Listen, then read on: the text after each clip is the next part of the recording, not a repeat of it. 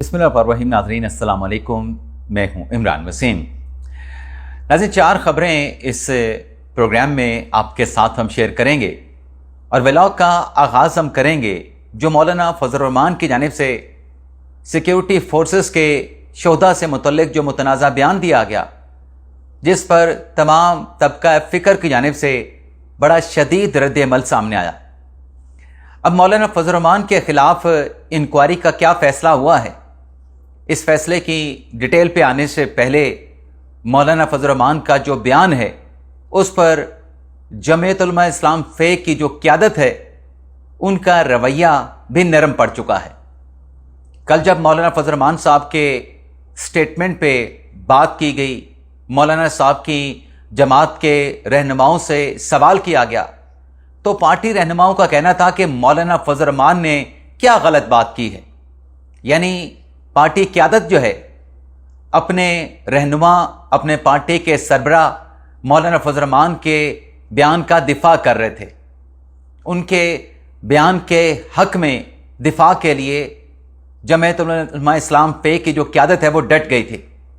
लेकिन जो रिएक्शन आया, जैसे मैंने कहा कि तमाम तबका फ़िक्र की जानिब से मौलाना फजल रहमान के मुतनाज़ा बयान को मुस्तरद किया गया, उसकी मज़म्मत की गई, माफ़ी का मुतालबा किया गया। तो इस शदीद रिएक्शन के बाद जमीयत उलमा इस्लाम फ़े की क़यादत का जो रवैया है वो भी नरम पड़ा है। अब पार्टी रहनुमाओं का कहना है कि मौलाना साहब का जो बयान है उसे सियाको सबाक से हटकर रिपोर्ट किया गया, लेकिन लोगों के जो जज्बात हैं, लोगों के जो एहसासात हैं, वो अभी भी ठंडे नहीं पड़े हैं। तो ख़बर जो इस प्रोग्राम में आपके साथ हम शेयर करने जा रहे हैं वो ख़बर नाज़रीन ये है कि गुजरावाला के एक वकील हैं, मंजूर कादर एडवोकेट, उनकी तरफ से गुजरावाला की सेशन अदालत में एक एप्लीकेशन फ़ाइल की गई जिसमें ज़िक्र किया गया मौलाना फजल रहमान के मुतनाज़ा बयान का। और अदालत के सामने जब ये पटिशन लगी सेशन कोर्ट में जज फैसल जमील साहब के सामने, तो दरख्वास्त गुजार का कहना था कि मौलाना फजल रहमान के बयान से जो लोगों के जज्बात हैं वो जज्बात मजरूह हुए हैं। मौलाना साहब की मुतनाज़ा गुफ्तगू से मुल्क में हिजान फैला है, जिस पर अदालत ने दरख्वास्त गुजार के दलाइल सुनने के बाद मौलाना साहब को नोटिस कर दिया है। 28 जुलाई को नोटिस करके मौलाना फजल रहमान साहब से जवाब मांग लिया गया है। लेकिन ये सिर्फ अदालत ने मामले का नोटिस नहीं लिया, मौलाना फजल रहमान के गुफ्तगू पर, उनके बयान पर सिर्फ अदालत ने नोटिस नहीं लिया, बल्कि अदालत इससे आगे गई है। पुलिस को अदालत की जानिब से हुक्म दिया गया है कि इस मामले की इंक्वायरी करके रिपोर्ट जो है आइंदा समात पर अदालत में पेश की जाए। अब 28 जुलाई को मौलाना फजल रहमान साहब को असालतन वकालतन अपनी जो हाज़िरी है अदालत में यकीनी बनानी है गुजरावाला की सेशन कोर्ट में, और पुलिस की तरफ से इसी मुतनाज़ा बयान के मामले पर इनका इंक्वायरी रिपोर्ट जो है वो अदालत में सबमिट की जाएगी। तो मौलाना साहब के लिए अच्छी खबर नहीं है, बल्कि एक और भी बड़ी डेवलपमेंट हुई है। पाकिस्तान पीपल्स पार्टी, आप जानते हैं कि आज़ाद कश्मीर के इंतखाबात में पीपी और मौलाना फजल रहमान की जमात का इंतखाबी अलायंस बना है। लेकिन पीपल्स पार्टी की क़यादत की जानिब से, पीपल्स पार्टी के जो चेयरमैन हैं बिलावल भुट्टो ज़रदारी की जानिब से, उनकी तरफ से भी मौलाना फजल रहमान का नाम लिए बगैर उनके बयान को जो है वो रद्द कर दिया गया है, बल्कि सख्त रिएक्शन जाहिर किया गया है। अब बिलावल भुट्टो ज़रदारी का यह कहना है कि अफवाज पाकिस्तान जो है हमारी रेड लाइन है। अफवाज पाकिस्तान के खिलाफ अगर कोई आवाज़ बुलंद होगी तो ऐसी आवाज़ को बिल्कुल बर्दाश्त नहीं किया जाएगा। जिसने सियासत करनी है, बिलावल भुट्टो ज़रदारी कहते हैं कि वो सियासत करे, लेकिन अल्फाज का जो चुनाव है अफवाज पाकिस्तान के हवाले से, वो अल्फाज का चुनाव सोच समझ के होना चाहिए। और फिर बिलावल साहब जो है, जो कि आज़ाद कश्मीर में डेरे लगा के बैठे हैं, वहाँ पर इंतखाबात के सिलसिले में, पार्टी के इलेक्शन कैंपेन के सिलसिले में अवामी एक्शन कमेटी से मुतल्लिक भी बिलावल भुट्टो ज़रदारी ने बड़ा क्लियर स्टांस लिया है। उनकी तरफ से कहा गया कि बंदूक और किसी धरने के जोर पे जो मुहाजिरीन की सीटें हैं اور ان سیٹوں کے لیے جو آئینی ترمیم ہونی ہے آزاد کشمیر کے کانسٹیٹیوشن میں، ایسی کوئی ترمیم جو ہے وہ نہیں کی جائے گی۔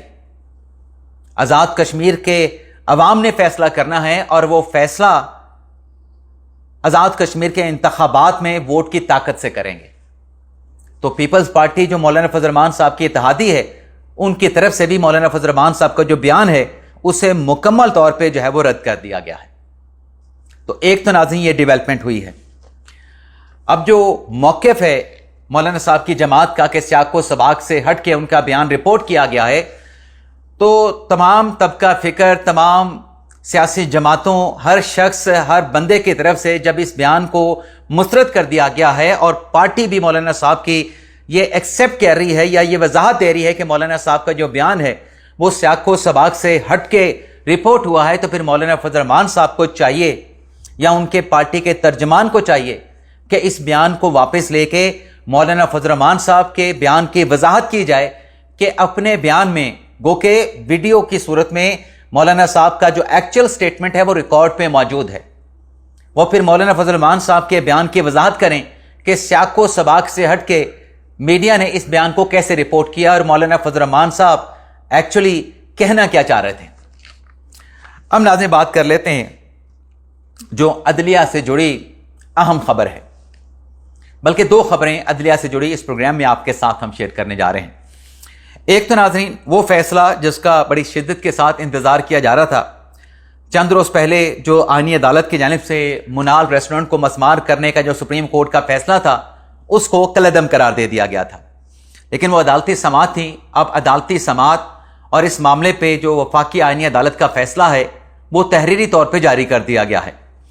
جسٹس حسن اظہر رضوی صاحب نے فیصلہ تحریر کیا ہے، اور اس فیصلے کے جو مندرجات ہیں ناظرین، اس میں یہ کہا گیا ہے کہ منال ریسٹورنٹ کی لیز اور زمین کی ملکیت کا تنازع سول عدالت میں زیر سماعت تھا۔ آگے وہ لکھتے ہیں کہ ہائی کورٹ نے سول کورٹ کے فیصلے سے قبل ہی آئینی درخواست میں فیصلہ کر دیا۔ سپریم کورٹ نے بھی سول اور ہائی کورٹ میں زیر التوا تمام کیسز اپنے فیصلے سے غیر مؤثر کر دیے۔ ہائی کورٹ نے مارگلا ہلز پر قائم ریسٹورنٹس کے خلاف انکوائری کا حکم دیا تھا۔ اب ہائی کورٹ کے کون سے جج تھے؟ اتھر منلا صاحب تھے، جو کہ چیف جسٹس ہے اسلام آباد ہائی کورٹ کے۔ اب وفاقی آئینی عدالت اپنے فیصلے میں یہ کہتی ہے کہ سپریم کورٹ نے بھی ہائی کورٹ کا فیصلہ یعنی اتھر منلا صاحب کا فیصلہ برقرار رکھا۔ سپریم کورٹ نے قانونی غلطی سدھارنے کی بجائے اسی پر مہر ثبت کر دی۔ عدالتی دائرہ اختیار سے تجاوز کیا گیا، جس سے انصاف کا قتل ہوا۔ اعلیٰ عدلیہ نے سول کورٹ کا دائرہ اختیار استعمال کرتے ہوئے شواہد ریکارڈ کیے بغیر حتمی فائنڈنگ دے دی۔ نظر ثانی کیس میں بھی سپریم کورٹ نے فریقین کو اپنا موقف پیش کرنے کا موقع نہیں دیا۔ فریقین کو سنے بغیر کیے گئے فیصلے کو برقرار نہیں رکھا جا سکتا۔ ججز کے حلف کا تقاضا ہے کہ وہ آئین اور قانون کا تحفظ کریں۔ فیصلوں میں موجود غلطیوں کی تصحیح کرنا ججز کی بنیادی ذمہ داری ہے۔ سپریم کورٹ کا مارگلا ہلز پر دی گئی تمام لیز منسوخ کرنے کا فیصلہ قانون کے برخلاف ہے۔ مارگلا ہلز پر دائرہ اختیار جو ہے وہ CDA یعنی کیپٹل ڈیولپمنٹ اتھارٹی کا ہے، اور جمع شدہ کرایہ وائلڈ لائف بورڈ کو دینے کا فیصلہ وہ بھی آئینی عدالت نے کالعدم قرار دیا ہے۔ اور فیصلے کے آخر میں یہ کہا گیا کہ اسلام آباد ہائی کورٹ نے وائلڈ لائف ایکٹ کا درست جائزہ نہیں لیا۔ منال کی لیز کی رقم زمین کی ملکیت کے تنازع پر فیصلہ سول کورٹ اور قانون کے مطابق کرے۔ تو یہ تحریری فیصلہ بھی جو ہے وہ جاری کر دیا گیا ہے۔ لیکن اس کے ساتھ ساتھ ناظرین عدلیہ سے متعلق ایک اور خبر بھی سامنے آئی ہے۔ تھم نیل پہ تو میں نے اسکینڈل لکھا ہے، لیکن اس کو اسکینڈل نہیں کچھ اور کہا جا سکتا ہے۔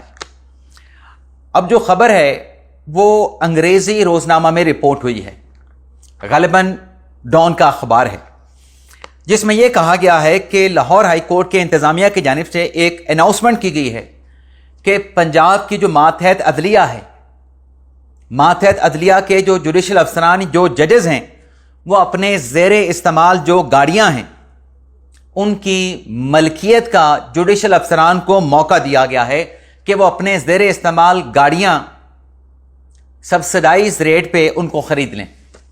اب ناظرین ہوتا کیا ہے، آپ جانتے ہیں کہ جو ماتحت عدلیہ ہے لاہور ہائی کورٹ کی، اس میں ہزاروں ججز ہوں گے، ہزاروں نہیں ہوں گے تو سینکڑوں تو ڈیفینیٹلی ہوں گے۔ इसी तरीके से सिंध हाई कोर्ट के नीचे, बलूचिस्तान हाई कोर्ट के नीचे, इस्लामाबाद हाई कोर्ट के नीचे, बलूचिस्तान हाई कोर्ट के नीचे भी सैकड़ों जुडिशल अफसरान हैं।